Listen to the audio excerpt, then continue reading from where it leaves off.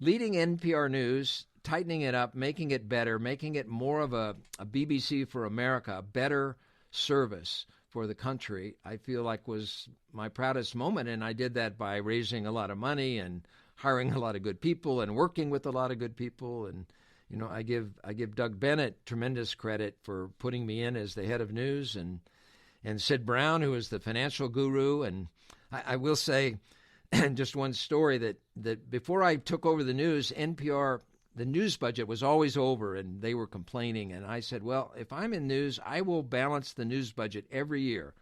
And there used to be a bet with the CFO, and I would win that bet every year. I would bring in the news budget as it was designed. And so because I would do that, they would spend more money each year because they knew that I would meet that budget.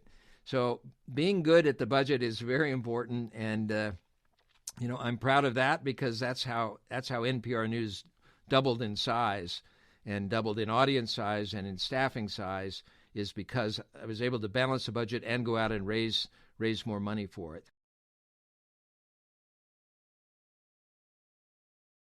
I decided I wanted to work at NPR, and I'm 25 years old, so I just threw my stuff in a car and moved. No job. And then lived with my aunt and uncle until they got tired of me. So, and they did. They never had any children, so I was in the way.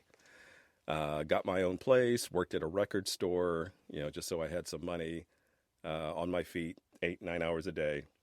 And then on the days off from the record store, I would go in and nag NPR. So in those days, there was no security. So you could just walk right in.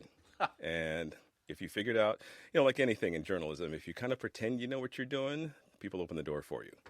So I learned the art of doing that. I'd go up in their building. This is over when the NPR was over on M Street here in D.C. And they had this electronic lock for the door. You had to step a certain place. The door would click open, and you'd come in. And so I acted like I knew what I was doing, and they let me in.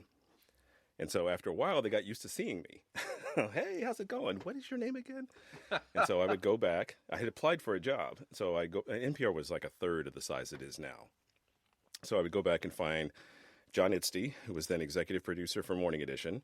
And then I'd say, any change? No, and I'd turn around and leave. I did this on a regular basis because I figured old-fashioned shoe leather. Let me just do that. I'll just be persistent. I'll show up when at my own expense. I finally got an interview, and I finally got hired. I didn't have to work as a temp and all of that. So I started June 1st, 1987, as a overnight editorial assistant for Morning Edition.